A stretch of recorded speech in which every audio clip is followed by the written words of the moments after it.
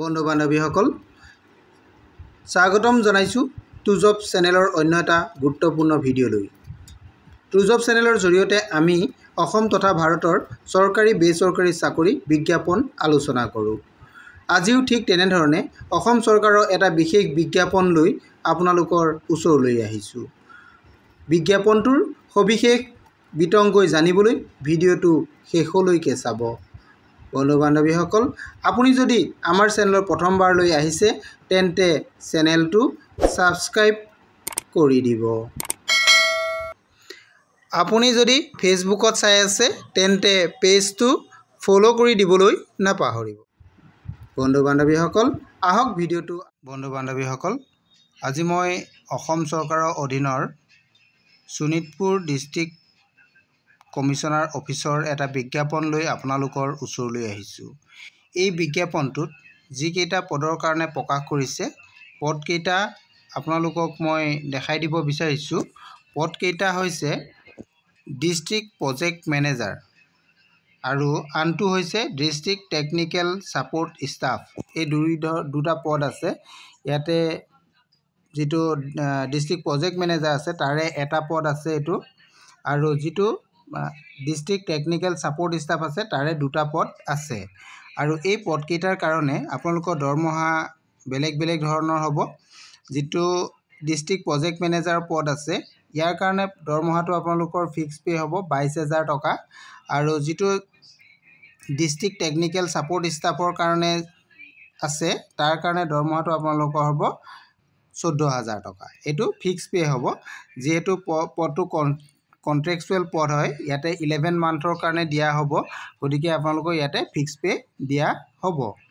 আৰু আমি এতিয়া এই পদকেইটাৰ বিষয়ে এপ্লিকেশ্যন কেতিয়া কৰিব লাগিব আৰু কেনেধৰণে কৰিব লাগিব এইখিনিৰ বিষয়ে মই আপোনালোকক জনাম। আপোনালোকে চাই থাকক।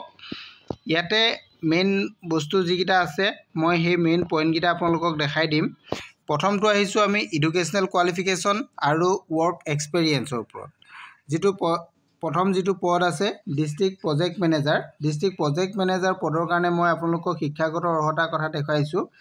Graduate any discipline with working knowledge of computer. আপোনালোকৰ যিকোনো অৰ্থাৎ আৰ্টছ, ছায়েন্স, কমাৰ্চ যিকোনো ষ্ট্ৰীমত আপোনালোকে যদি গ্ৰেজুৱেশ্যন কমপ্লিট কৰিছে, মেজৰ হওক বা জেনেৰেল হওক, আপোনালোকে যদি গ্ৰেজুৱেশ্যন কমপ্লিট কৰিছে তেনেহ'লে আপোনালোকে এপ্লাই কৰিব পাৰিব, আৰু লগতে কম্পিউটাৰৰ নলেজ আপোনালোকৰ থাকিব লাগিব। তেতিয়া আপোনালোকে এইটোৱে পদৰ কাৰণে এপ্লাই কৰিব পাৰিব। আৰু এই পদৰ কাৰণে আপোনালোকৰ এক্সপিৰিয়েঞ্চ বিচৰা হৈছে। এক্সপিৰিয়েঞ্চটো কৈছে যে minimum 2 years of experience of working in IT field and having knowledge of computer system। আপোনালোকৰ IT ফিল্ডত কাম কৰা অভিজ্ঞতা আৰু কম্পিউটাৰ কাম কৰা অভিজ্ঞতা আপোনালোকৰ 2 বছৰ ইয়াতে বিচৰা হৈছে। আৰু যিটো আমাৰ যিটো আমাৰ আৰু এটা ছেকেণ্ড যিটো পদ আছে, ছেকেণ্ড পদটো হৈছে আপোনালোকৰ অলৰেডি মই আগতে কৈছোঁ district technical support staff. District technical support staff যিটো পদ, এই পদটোৰ কাৰণে আপোনালোকৰ শিক্ষাগত অৰ্হতাটো বিচৰা হৈছে 10+2 পাছ, অৰ্থাৎ হায়াৰ ছেকেণ্ডেৰী আপোনালোকৰ পাছ হ'ব লাগিব। লগতে আপোনালোকৰ ডিপ্ল'মা ইন IT ডিপ্ল'মা, আপোনালোকৰ ইনফৰ্মেশ্যন টেকন'লজি ডিপ্ল'মা আপোনালোকৰ থাকিব লাগিব। আৰু ইয়াতে আপোনালোকক বিচৰা হৈছে minimum 1 year working experience IT ফিল্ডত আপোনালোকে 1 বছৰ কাম কৰা অভিজ্ঞতা আপোনালোকৰ থাকিব লাগিব। যদি এইকেইটা আপোনালোকৰ আছে তেনেহ'লে আপোনালোকে ডিষ্ট্ৰিক্ট টেকনিকেল যিটো পদ আছে, টেকনিকেল ছাপোৰ্ট ষ্টাফৰ যিটো পদ, এই পদটোৰ কাৰণে আপোনালোকে যোগ্য হ'ব। আৰু ইয়াৰ কাৰণে আপোনালোকৰ বয়সৰ সীমাৰ কথা উল্লেখ আছে। বয়সটো আপোনালোকৰ 1 জানুৱাৰী 2023 লৈকে কৰা হৈছে। 1 জানুৱাৰী 2023 লৈকে যদি আপোনালোকৰ 41 yearsৰ ভিতৰত হয় তেনেহ'লে আপোনালোকে দুইটাই পদৰ কাৰণে এপ্লাই কৰিব পাৰিব। এইটো আপোনালোকৰ বয়সৰ সীমাৰ কথাৰ উল্লেখ আছে ইয়াতে। আৰু ইয়াৰ পিছত আপোনালোকৰ যিটো পদটোৰ কথা আপোনালোকক মই অলৰেডি কৈছোঁ যে এইটো কণ্ট্ৰেকচুৱেল পদ, 11 মান্থৰ কাৰণে আপোনালোকক দিয়া হ'ব।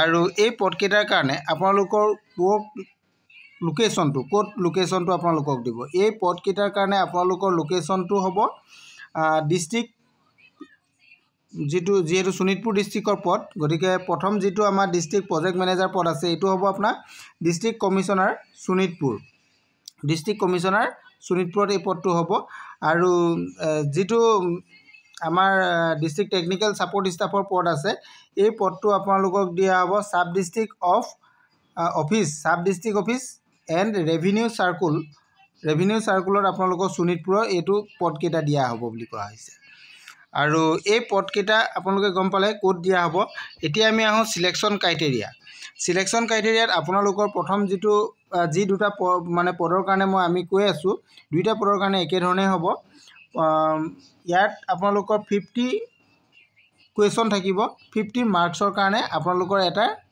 ৰিটেন এক্সাম হ'ব এটো ফাৰ্স্ট হ'ব আৰু এই এক্সামটোত আপোনালোকৰ টপিক কিটা আপোনালোকক মই জনাই দিছো জেনাৰেল এৱাৰনেছ থাকিব ম্যাথমেটিক্স থাকিব কোৱান্টিটেটিভ থাকিব attitude and reasoning knowledge of computer system এইখিনি বস্তু আপোনালোকৰ সাবজেক্টত থাকিব এইকিটা আপোনালোকে চাই ল'ব কি সাবজেক্টৰ ওপৰত আপোনালোকৰ ইন্টাৰভিউটো হ'ব তাৰ পিছত সেকেন্ড যেটো ইন্টাৰভিউ হ'ব যেটো সেকেন্ড ইন্টাৰভিউ হ'ব তাতে 50 মাৰ্কছৰ থাকিব আপোনালোকৰ এটো 50 মাৰ্কছ থাকিব এটো এটা পৰীক্ষা হ'ব এটো পাৰ্সোনাল ইন্টাৰভিউ এটা হ'ব তাৰ আপোনালোকৰ 50 মাৰ্কছ থাকিব ইয়াতে সিলেকশন হোৱাৰ পিছত আপোনালোকৰ আৰু এটা কি হ'ব ৰিটেন এক্সাম ইয়াতে হ'ব হেতুত আউট অফ 100 মাৰ্কছৰ এটা ৰিটেন এক্সামিনেশ্যন আপোনালোকৰ হ'ব এই দুই ধৰণৰ আপোনালোকৰ সিলেকশন প্ৰসেস ইয়াতে চলিব ইয়াৰ পিছত আমি আহো এপ্লাই আপোনালোকে কেনে ধৰণে কৰিব এপ্লাই কৰিব কাৰণে আপোনালোকক মই এখন ফৰ্ম দেখাই দিম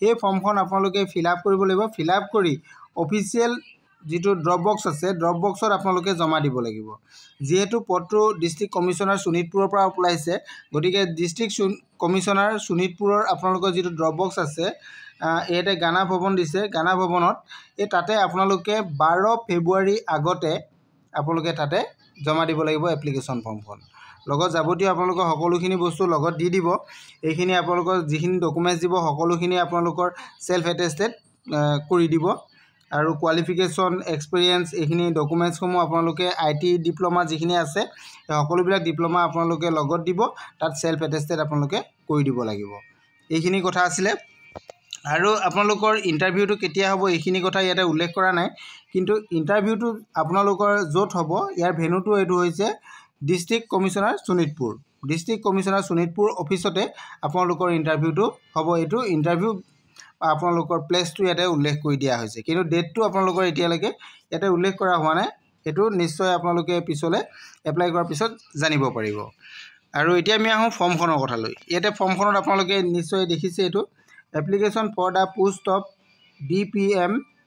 DPM/DTSS আন্ডাৰ DEGS শোণিতপুৰ এই ফৰ্মখন আপোনালোকে ফিল আপ কৰিব লাগিব এই ফৰ্মখন আপোনালোকে ইয়াতে দিয়া আছে ফৰ্মখন আপোনালোকে বিজ্ঞাপনটো তলতে পাই যাব আপোনালোকে বিজ্ঞাপনটো যদি লব বিচাৰে তেতিয়া হলে শোণিতপুৰ ডিস্ট্ৰিক্ট কমিশনাৰ অফিচৰ যেটো অফিচিয়েল ওয়েবসাইট আছে আপোনালোকে তাতো যাব পাৰিব নহলে আপোনালোকে মোৰ ভিডিও শেষত মোলে কমেন্ট কৰিব মই আপোনালোকক দিবলৈ চেষ্টা কৰিম আৰু আপোনালোকে যদি সম্পূৰ্ণৰূপে চাব বিচাৰে তেনে হলে আপোনালোকে ইয়াৰে যেটো অফিচিয়েল ওয়েবসাইট এই ওয়েবসাইটত যাব মই ওয়েবসাইটটো আপোনালোকক দেখাই দিব বিচাৰিছো এটো sonitpur.assam.gov.in এই ওয়েবসাইটত গৈ আপোনালোকে এডভাৰটাইজটো ডাউনলোড কৰি ল'ব পাৰিব আজি ভিডিওটো ইমানেই আছিল যদি আপোনালোকৰ মোৰ ভিডিওটো ভাল লাগিছে তেনে হলে লাইক কমেন্ট শেয়াৰ কৰি দিব বুলি মই আশা ৰাখিলো আজিলৈ ইমানেই থ্যাংক ইউ